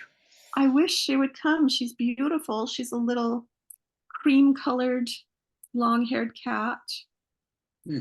Sweet face, and she is over on her chair. She likes the chairs at the table, and she just is not interested in receiving at this time. Last time she was all over, purring and right by me while we were talking. So I hope that she will. I hope she'll sometime come and look at the screen and you can see her face. Maybe she'll make an appearance for the cat stories. Maybe that would be apropos. She's semi-feral. She's a little PTSD kitty. She was on the street alone, this small kitten, and she never quite recovered. So she has to come to me. I can't go to her. I can't just walk up to her and pet her. She'll run away. But she'll come to be petted and hurt her head off. Oh. So there's a little bit of a slave in you, and she's a god. Oh, definitely. Yeah, I'm curious what she looks like. I love cats. Like that's the other thing when I travel in all these countries. If I see a cat, you can be for sure I'll try to be able to touch that cat and play with the cat. Yes. That I also have vaccinations against rabies because I know I touch all the animals and I play with them. Oh, Mhm. Oh yeah, here. That's another interesting story, India, about cats. Because in India, cats are not necessarily so favored because there is Ganesha and the mouse is holy, so the cats eat mouse, so cat is no good. And so they don't want to see any animals in the temple except cows. And even a cow would be sent back outside the temple. And one time I saw kids actually really molesting and pesting a cat, and they were like throwing rocks at her and were like kicking after her. So actually, I got so outrageous. I took the one guy and I really pulled him up, and I really kicked his back, like his back, and he started crying. I said, "Well, do you know what it feels like to be a cat being treated like what I'm doing with you?" And then an older man came and actually said, "You did the right thing." So I didn't feel bad about it because, I mean, even though they don't like cats, like cats and dogs are like a bad rebirth would be cat or dog, right? So, and only the hijras in India, they say, well, I'd rather be born a cat or a dog than be again a hijra because it's such a fate if you are a hijra. Hijra are the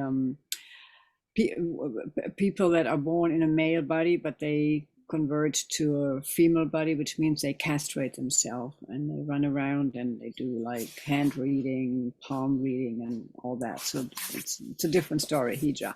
Anyway, so so the older man said, "Well, it's very right what you did there because these kids are nasty." Even though animals like cats and dogs are not necessarily favored in our closeness, they have their chore and their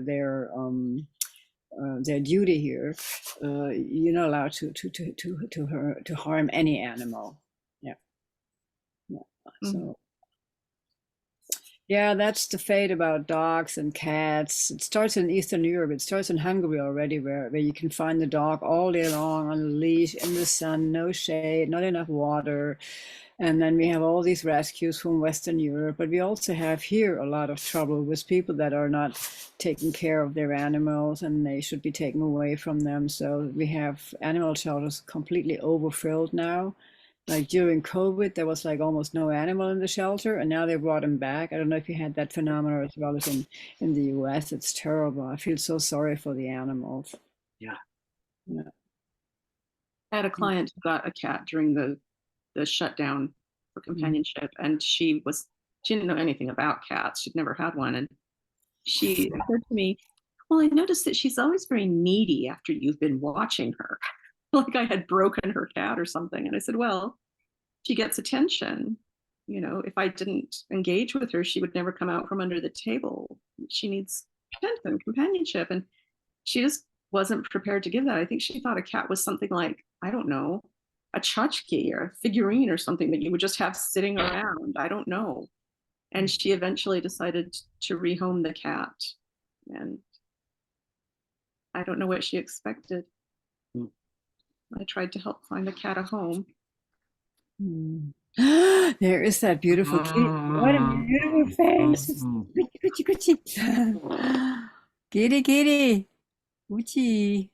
Oh, what's its name? his name is OG. OG. So OJI. OJI. Okay. Look at how he stares at me. He looks at me like I'm wonderful. Yes, And but he'll just stare at me like all day long. Really? beautiful cat. Oh, thank you. beautiful. Yeah, they let me take him home for $25. I was like, you've got to be kidding me. I would pay $1 million for this guy, you know? How long have you had him? Let's see. I've had him, I think 8 years. And like he was already fully grown when you got him. He was 1.5 years, so he was still kind of a teenager. But now his favorite activity is eating, so he's really gained some weight. Careful, careful. Yeah, hungry cats. Yeah, I'm trying to keep him on a more restrictive diet, but oh, you know how it's hard when they give you those little eyes like, oh, meow, and you're like, okay. Whiskey has a very controlled appetite. She doesn't eat that much. She stays very trim, which is lucky because I just Yeah. eat food out. I'm gone so much that I wouldn't do feeding times. I just leave food out. If she weren't in shadow, I would take my laptop over and position it so she could be seen, but I don't know that it would even. You can give it a try. No. Let's see. Shadow. Let's see if we can see her. I bet she's another pretty kitty. Oh, yeah.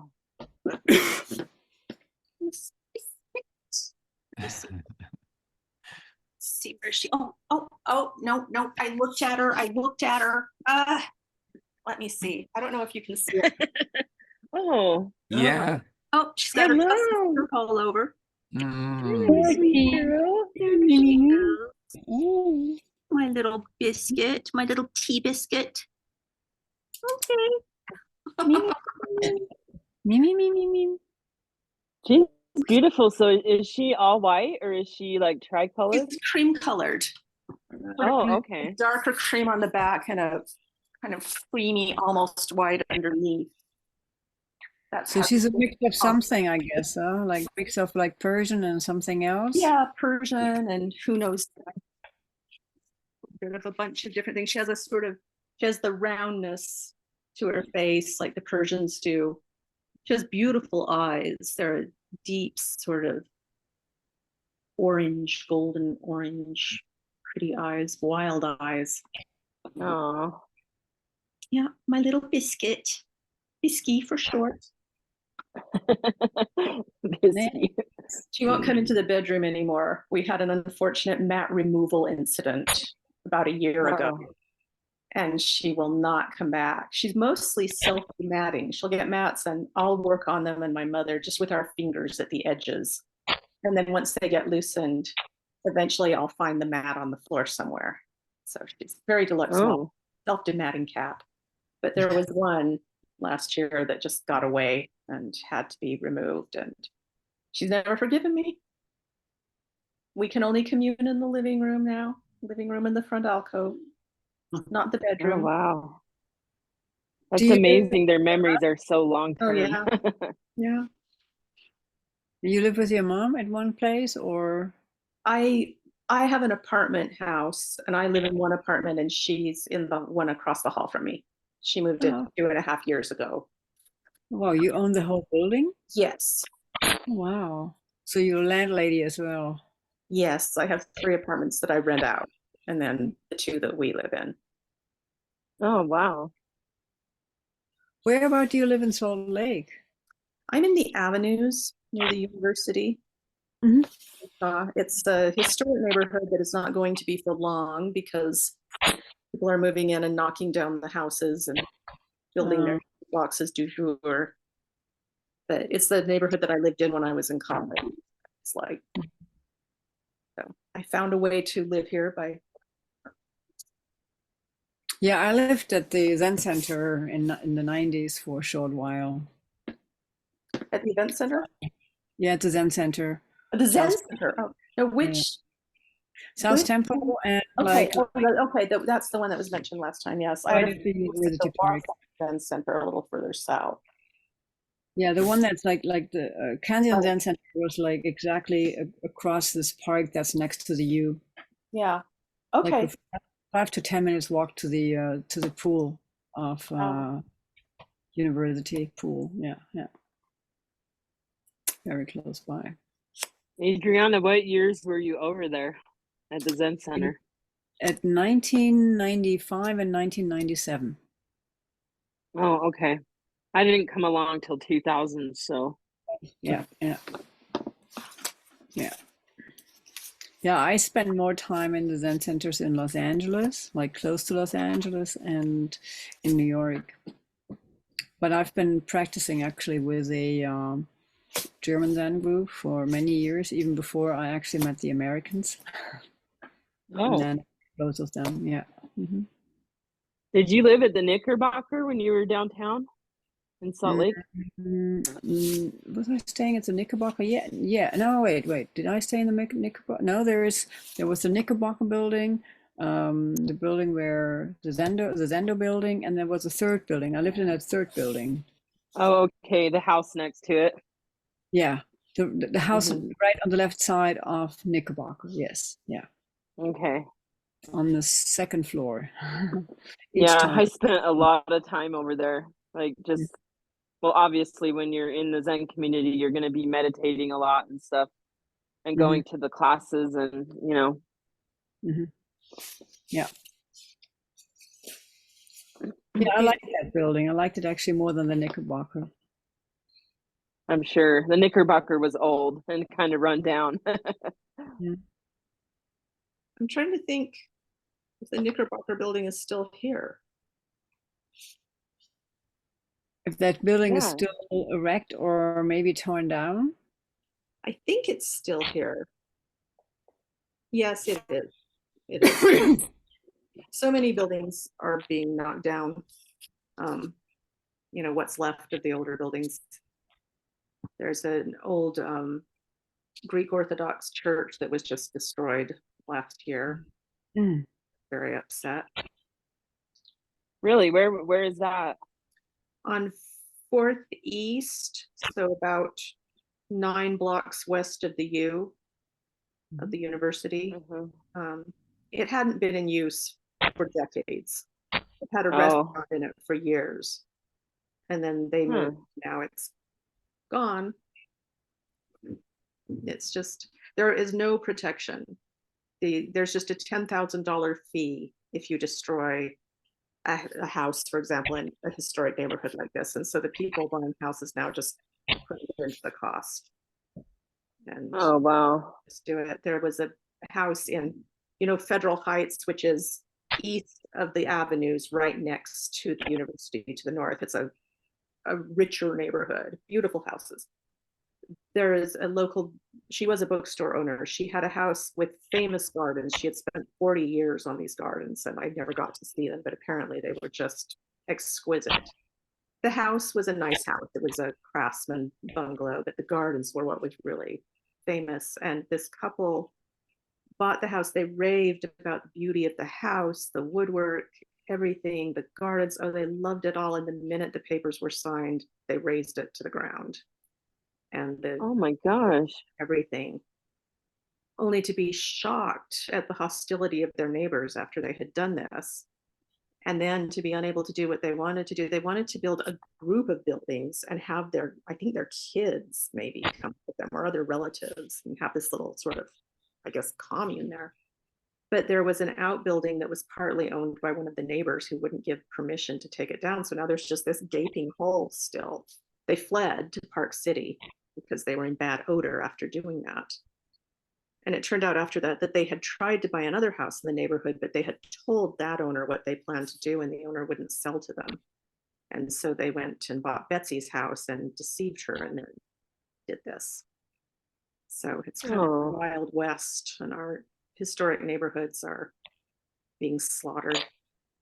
It's sad. Yeah, I lived in the avenues for 16 years and I lived in a building that was well, my last 8 years there, I lived in a building that was built in the 1920s. Like it still had the radiator system for the heat and all that, you know. And yeah. Oh, do you?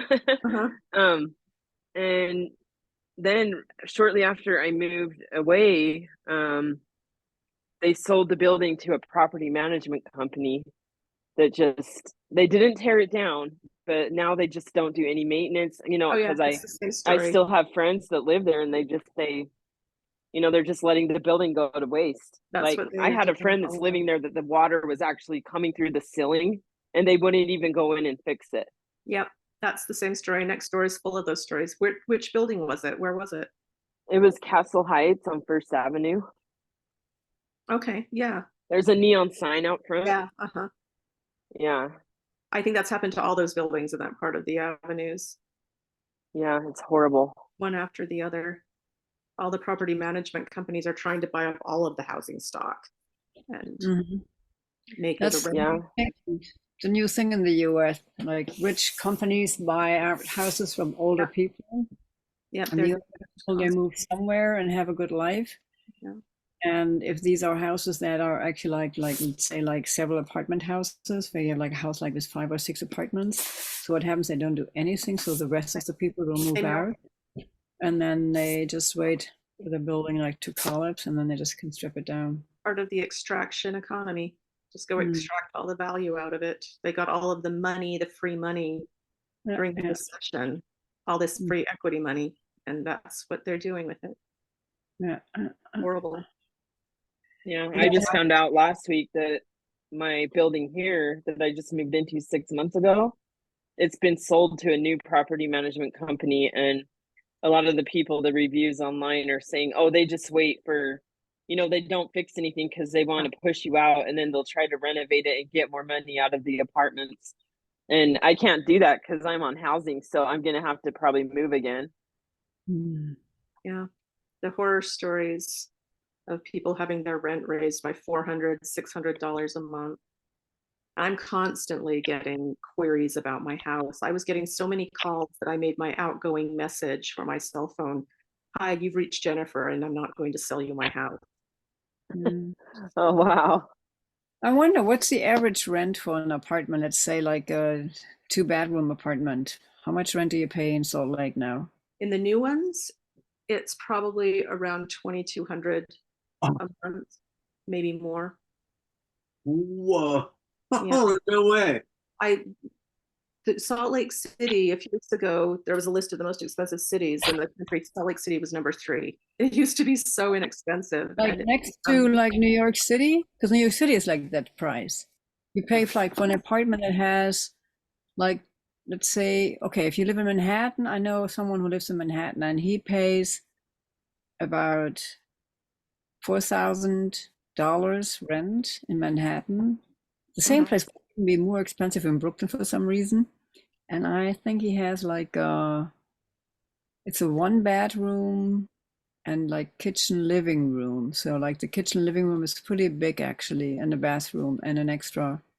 It's a bathroom with a toilet, and then the next another extra toilet, like a guest toilet. That's it. It Yeah. is ground floor, and he pays damn 4,000. Like I think it's 3,800. Yeah, Oh, it's ridiculous. yeah. And I remember paying, like I was saying that, telling Richard, I was living in New York and I paid, how much rent did I pay? Like the first place I was staying was like $120 a month for a huge room. For the same room you would pay now $2,000. Oh, yeah. It's Yeah. crazy. When I think of the rent I was paying when I first rented, it's amazing. Mhm. We just keep getting waves of Californians coming in and buying up property and driving up rents. Yeah. Are they moving from California to Salt Lake? Oh yes, they've been coming for decades now. Is there a Started reason? in the early 90s, and it's just been wave after wave.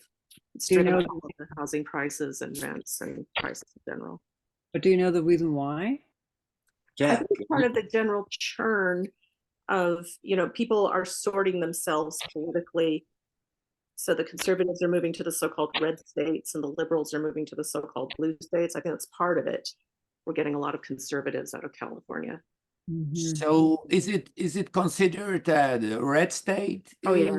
More conservative, the Salt yeah. Lake City? Mhm. Salt Lake is blue. Salt Lake County is blue and liberal and Democrat, and most of the rest of the state is deep red. Very Mhm. red. Very red. Yes. red. They have like these very religious Adventist people on the border, like to Colorado, living there. The Mormon sects, and yeah. Mhm.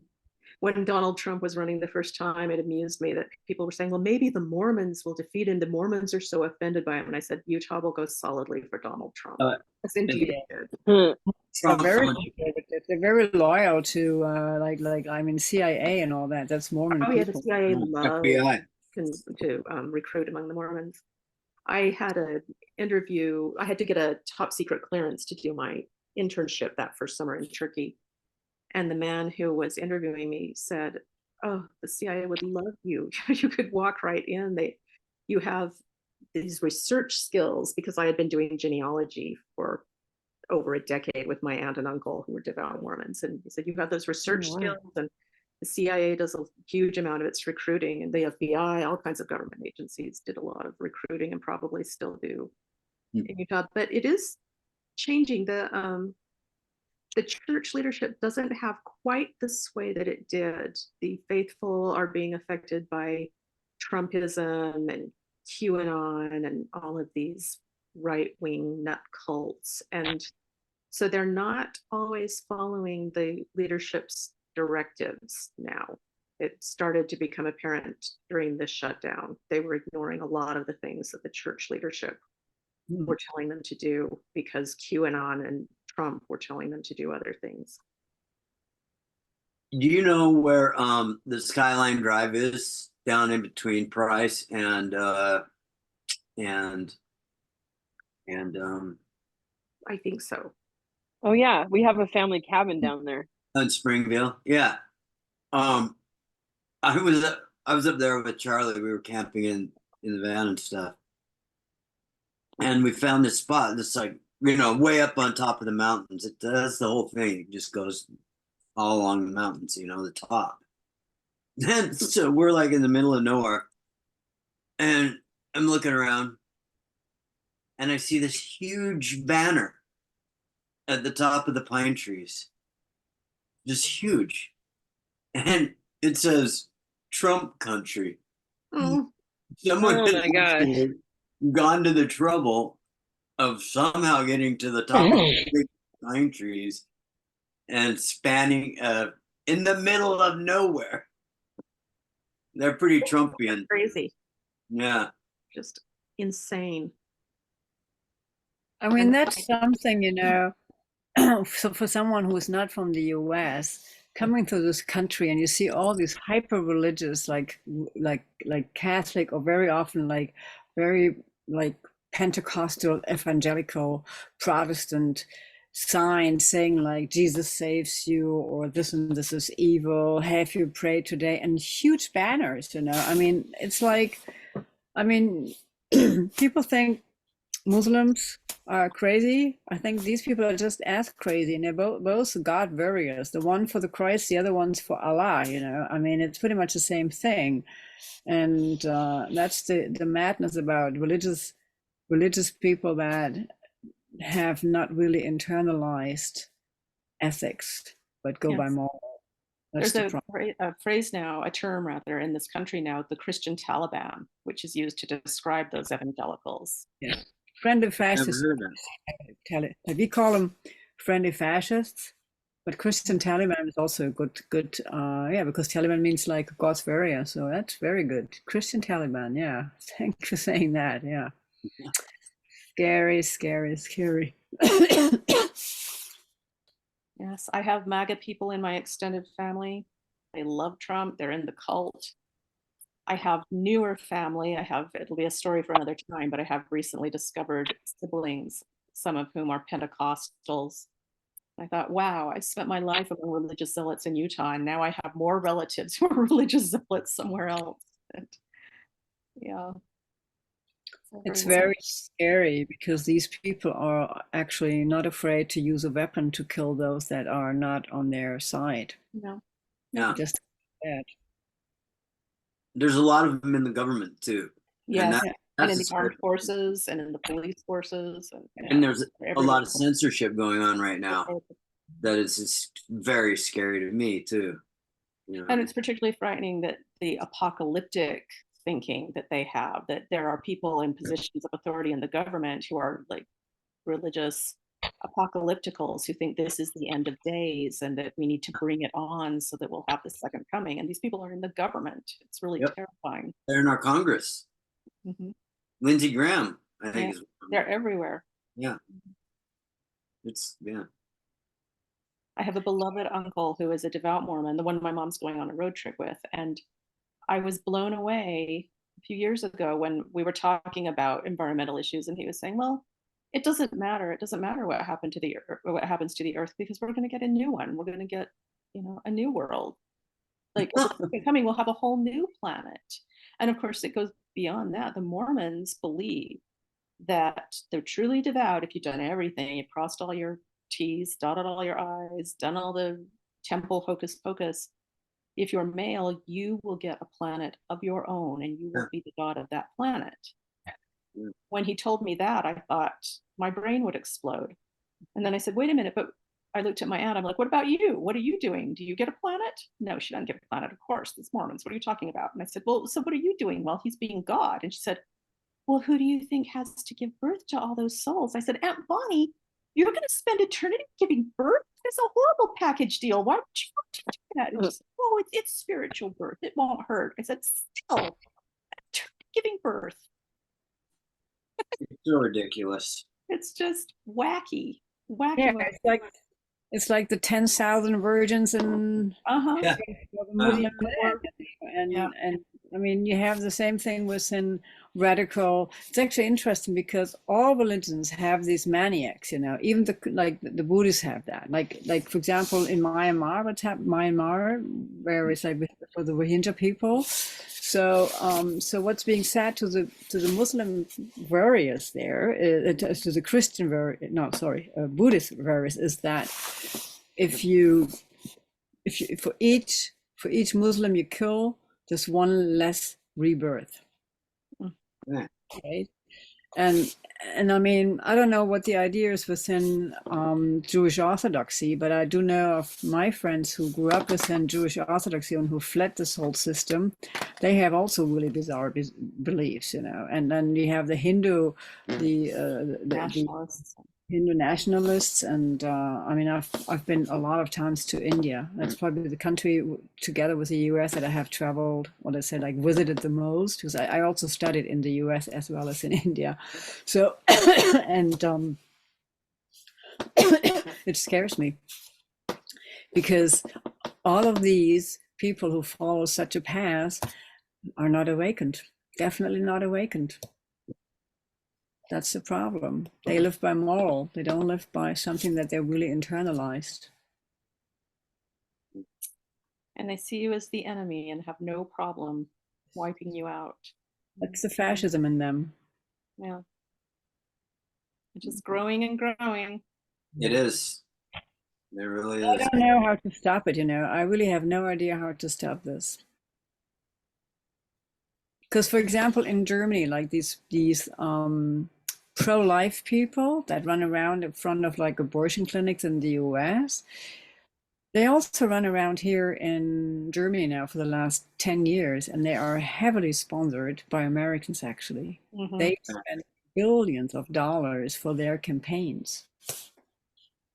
Yeah.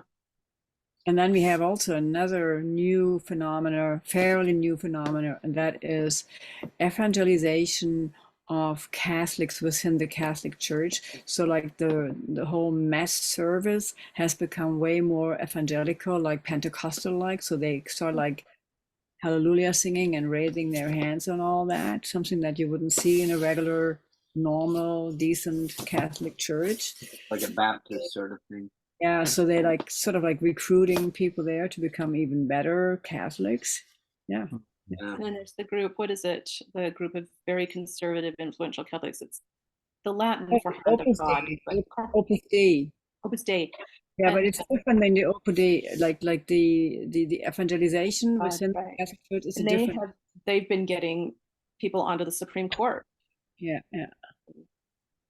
Oh yeah, you have Opus Dei people all over the place, and they like the fascists within the Catholic Church. That's what I always say. Yeah. Right. One of my uncles converted to Catholicism, and he is very much of that ilk, of that mindset, and also a huge Trump fan.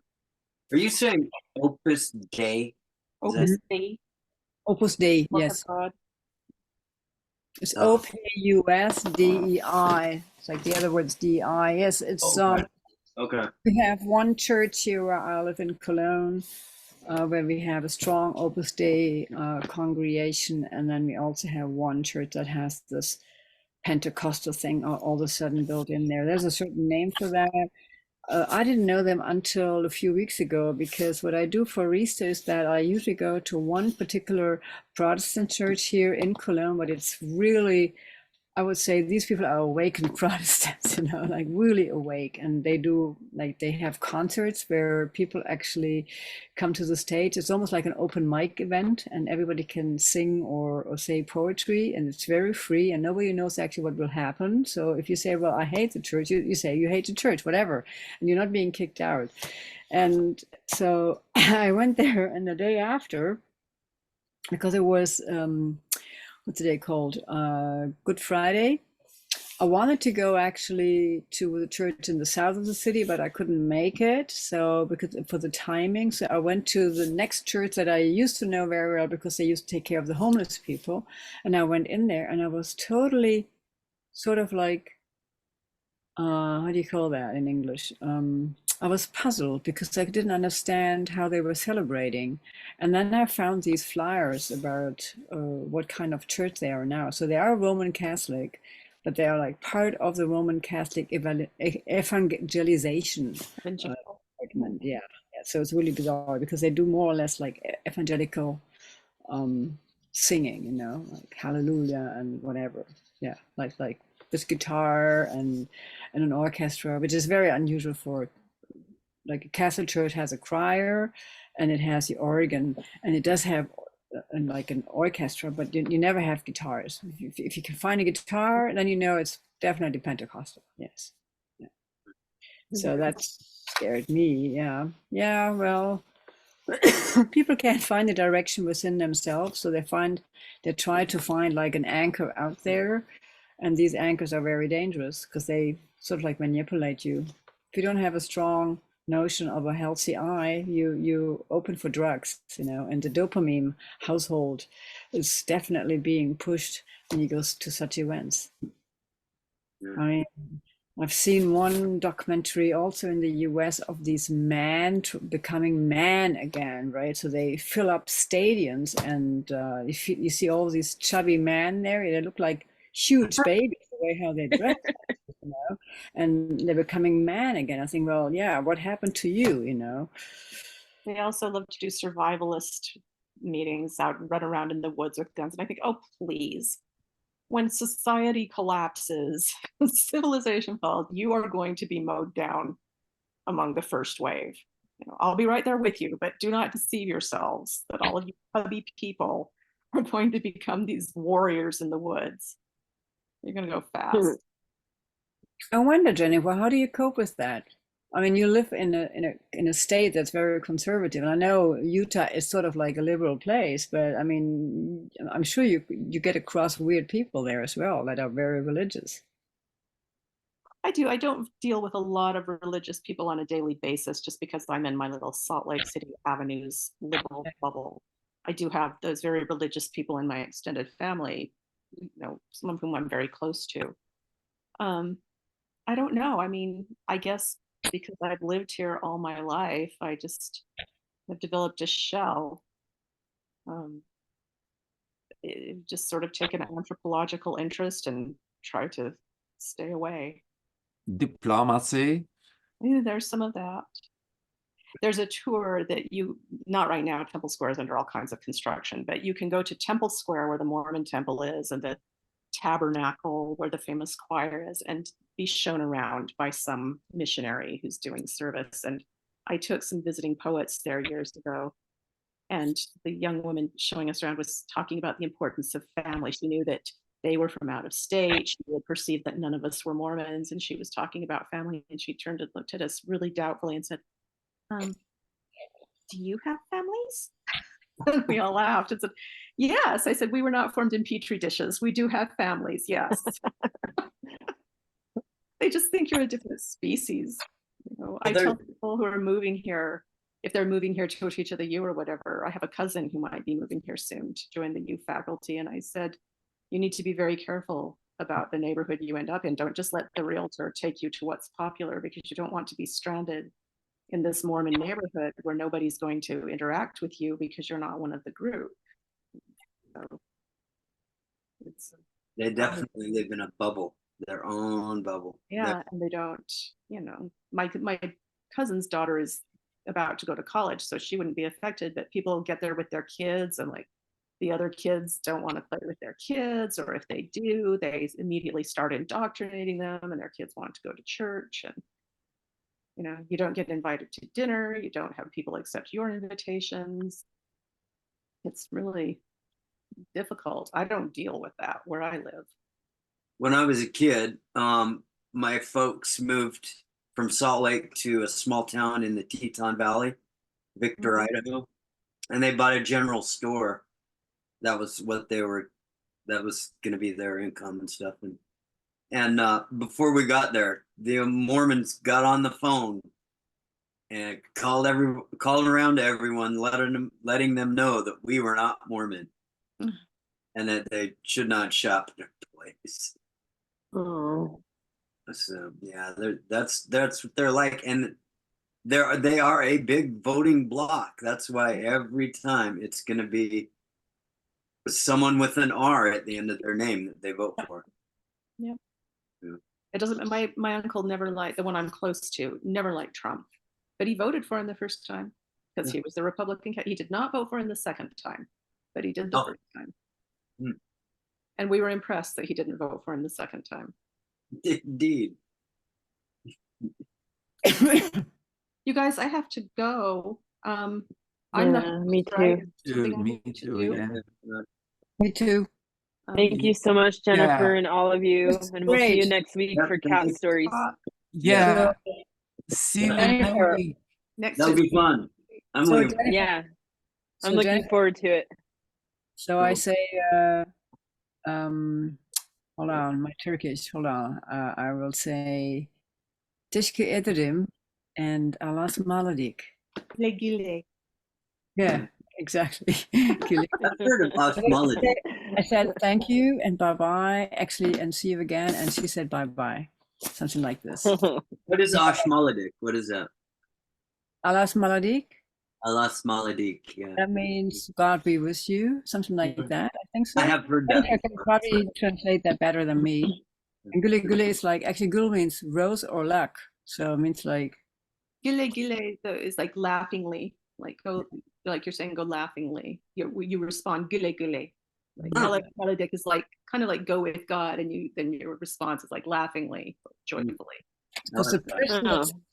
person that stays says gule gule, the person that leaves says Allah's maladik. Yeah. And the other thing means thank you very much. Huh. Right And on. Hungarian is Did not know. how, so yeah. Bye. Hey, take care, everybody. Bye-bye. Bye.